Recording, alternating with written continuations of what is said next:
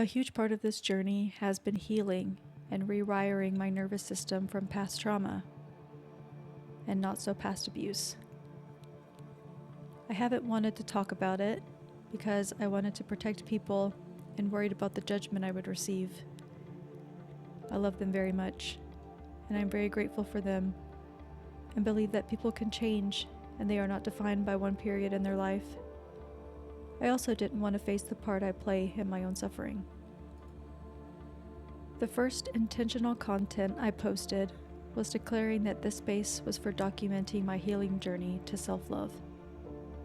In 2024, after my divorce was finalized, I was faced with that challenge, discovering a new identity at 34. I had never been a single adult, never lived on my own, never made any big decisions by myself. That lifestyle and codependent attachment stunted the trust I had in myself. I got married young, but it was the best decision I ever made. Opened my world to experiences I'd only dreamed of and literally saved my life. My marriage lasted a long time, and we were best friends. Even though I am actively healing through trauma I experienced in that union, I am so lucky and grateful to have gone through it with him. Now is the hard part, to name it. I never wanted to identify as a victim, mostly because it never felt that way. And when it's the only love you've ever known, abuse and neglect don't resonate as bad. Sometimes the abuser doesn't even know that it's not healthy. I want to make that absolutely clear, that I am not blaming anyone or asking for pity. Actually, the only reason I mention it is I think it's important for context in my journey. I forgive him. I honestly do. And I don't think he's a bad person. But I do have to be realistic about my experience, mostly so I will never accept that behavior again. Narcissistic abuse is tricky. Something most people will never understand unless they have experienced it themselves, but I would not wish that upon anyone. I also believe that both parties are to blame. A combination of lack of boundaries and a very fragile ego. I wasn't a good partner, and part of my healing is recognizing that. Part of it is repairing my brain that ever believed I deserved any of it. Another part is surviving the guilt and shame I feel that I accepted it at all. I was offered help and escape, but that wouldn't have saved me. The only thing that made me leave and stay gone was my belief that I deserved better. Growing up, I was very passive, anxious, timid, and sheltered. I also felt very different, outcasted and weird, even within my own family. I am third of 6 kids, raised in a non-denominational Christian religion. I have diagnosed ADHD and land somewhere on the spectrum. My self-worth and security in myself was never rooted. Pair that with the sudden death of my father at 11 years old and the emotional neglect I felt thereafter, it was easy to understand that when someone came along that saw me as special, I clung to it. That manifested in a codependency and unhealthy attachment, which led to isolation and my identity being tied to that relationship. I owe standing here today to my best friend and guardian angel. She stuck with me through every up and down and planted the seed that I was worth more, that I didn't need to earn love, and I deserved basic respect. She taught me, by example, how to be a good friend, and has saved my life more than once.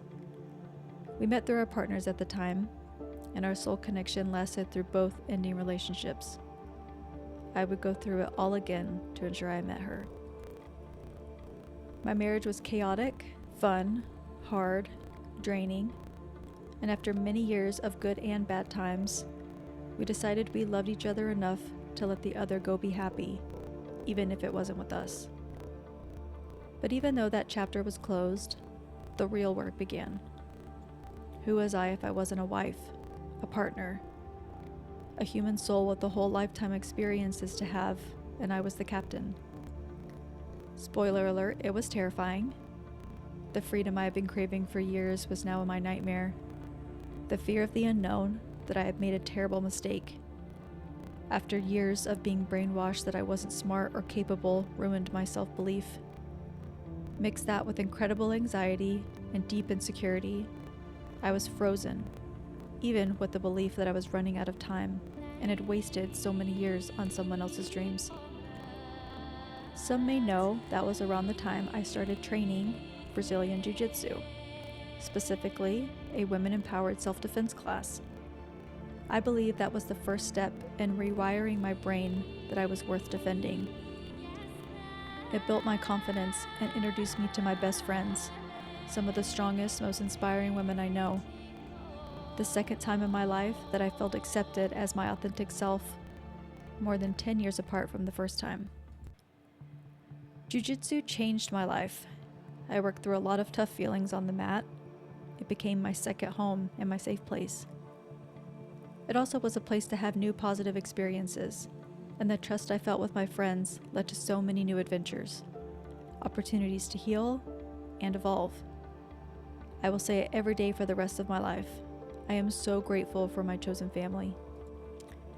Our first real bonding adventure was hiking and camping to Havasupai Falls.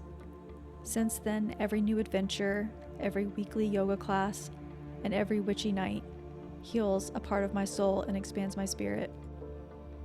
I attribute my growth to these women and the friends I have made through training, the safety they provide that allow me to be messy in my renewal, the unconditional love they give me even through the roller coaster that is a spiritual awakening, the patience they have for the repeated conversations as I process, the opportunity they give me to show up as a friend and a sister, the support they shower me with in my little wins, and the high standard they unknowingly demand to stand with them.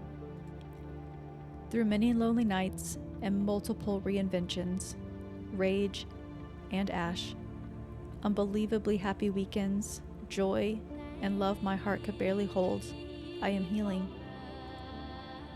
I will never claim it is easy to shine a light on your shadows, to face your ego and your wounded inner child, to forgive and grieve the past self you needed to be to survive, to thank her and let her go so you may become someone new, someone that is able to accept a healthy love and receive abundance. I am not an expert or professional on abuse, and I will not claim to have the roadmap to healing, but I hope through my experiences and story someone may see it as possible. To leave where you do not feel valued and respected, to want more and believe you are worthy of it, that you are strong enough and capable to change your life for the better, and if for no other reason, to selfishly give my pain a purpose. When thinking about making this video, I thought, how do I make it interesting or appealing? The answer is sometimes it's not. This space is for documenting, not entertainment. I find it similar to art. The artist doesn't paint for the painting to be admired by others. The process of painting heals the artist. And if the viewer gets something out of it, that's a bonus, but it was never the intention. I will dive into more specific wounds and shadows and how I personally processed and the healing techniques and knowledge I gained in upcoming videos. Funny enough, this one is a big step in my fear of being seen wound. And if you would like to follow along as I discover myself and share what has helped me heal and change my life, feel free to stick around. And if you want to see my first video and the start of this journey, check out this video here. Otherwise, I'll see you in my next one.